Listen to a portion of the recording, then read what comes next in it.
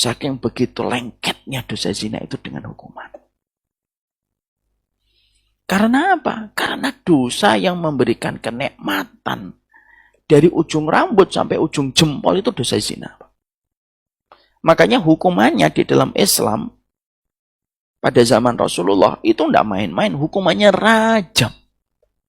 Rajam itu ditaruh di dalam lubang, disisakan kepalanya, disiapkan batu. Batunya bukan batu yang gede yang sekali dijatuhkan, pecah mati seketika. Tidak boleh. Beda sama kisos. Kisos itu pedang yang dipakai algojo itu harus tajam. Sekali tebas, set, putus. Tidak boleh pakai cutter, Pak. Itu mati. Kenapa? Supaya tidak merasakan efek sakit orang yang dikisos. Tapi itu tidak berlaku sama hukum rajam. Hukum rajam itu tidak batu yang gede, bukan batu kerikil 3 hari 3 malam tidak mati-mati. Tidak. Batunya segenggam kepala, tangan. Dilempari prek gitu. Prek, kenapa? Kok segenggaman tangan? Supaya dia merasakan sakit untuk memberikan efek rasa perih di seluruh jaringan dan peredaran darahnya, sebagaimana seluruh jaringan dan peredaran darah mendapatkan kecipratan nikmat ketika berzina pada perkara haram. Itu menunjukkan apa? Menunjukkan betapa besarnya dosa zina itu. Sehingga ketika seseorang itu berzina, maka sesungguhnya efeknya begitu besar pada kehidupan. Ya. Sehingga akhirnya nanti anak-anaknya pun akan terancam. Dan sebenarnya memang secara fitrah memang kita harus paham. Dosa zina itu tidak ada satupun fitrah manusia, beriman atau tidak beriman, yang siap menerima perzinahan. Ya. Makanya dosa zina itu merusak 4 sekaligus, Pak. Kalau ada manusia minum khamr, yang dirusak akal, Pak. Kalau minum khamr, pakai narkoba, yang dirusak akal. Tapi kalau zina, yang dirusak itu 4. Pertama, akal. Kenapa akal dirusak sama zina? Akal mana? Akal mana yang bisa menerima seorang wanita dan laki-laki melepaskan bajunya tanpa ikatan komitmen dan tanggung jawab? Dia membuka segel tanpa minta izin kepada pemilik segel, yaitu Allah. Ya, akal, Pak. Makanya maaf ya, kenapa konten pornografi itu ngerusak? Bahkan sebagian dari para psikolog mengatakan konten pornografi itu lebih parah daripada narkoba.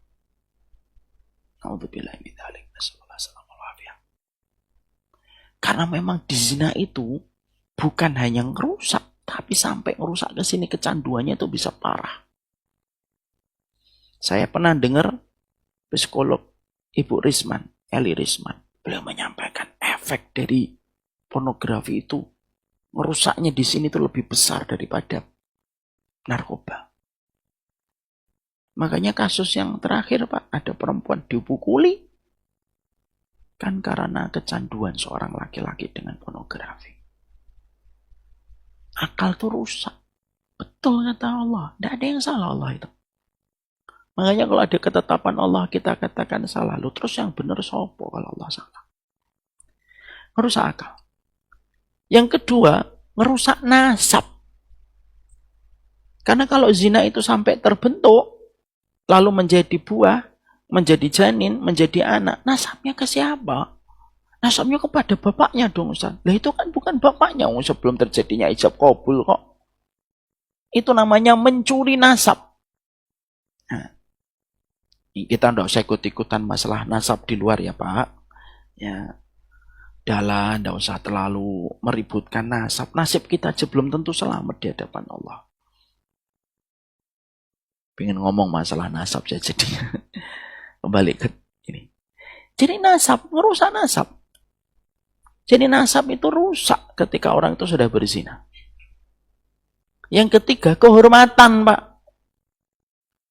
Kenapa kehormatan, Ustaz?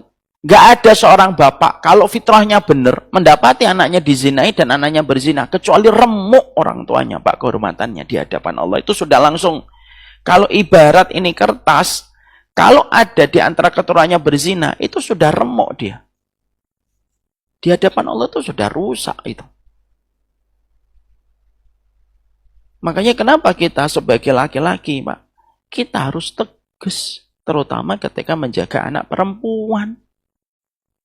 Karena apa? Itu kehormatan kita itu di situ. Dan anak perempuan kita itu sebenarnya sutroh, Pak, dan hijab kita dari api neraka. Itu anak perempuan. Kita aja tidak mungkin, Pak, merusak emas. Apalagi kita membiarkan anak kita yang tidak bisa dibandingkan dengan harga emas oleh seseorang. Makanya maaf kalau boleh saya menyampaikan. Jangan pernah biarkan anak perempuan kita dengan laki-laki sendirian. Insya Allah laki-lakinya baik, Ustaz. Yakin Bapak?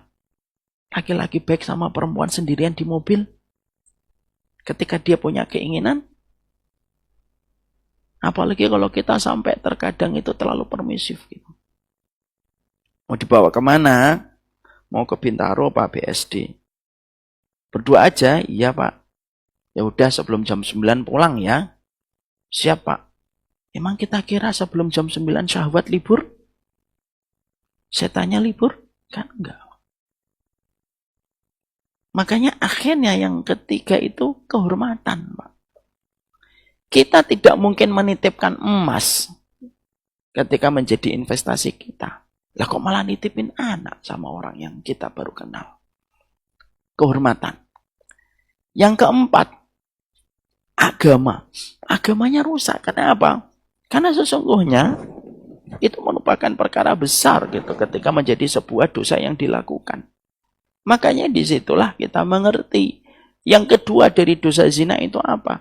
Dosa zina itu betul-betul merupakan salah satu dosa yang besar karena dilihat dari cara penebusannya.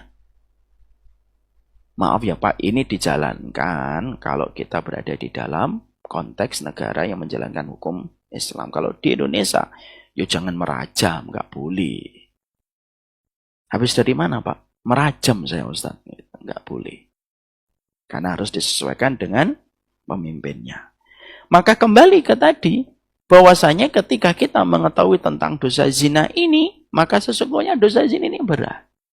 Sehingga ketika kita di dalam proses kita mendidik anak-anak kita, Pak, salah satu yang kita chip in kan, kita edukasikan kepada anak kita itu apa? Paham ya nak? Jangan mendekati zina. Kalau anak bapak sudah siap untuk nikah, nikahin Pak. Walaupun mungkin gajinya masih sedikit, Allah yang mencukupi. Karena apa? Orang yang menikah karena menjaga kehormatannya berada pada garansi dan jaminannya Allah.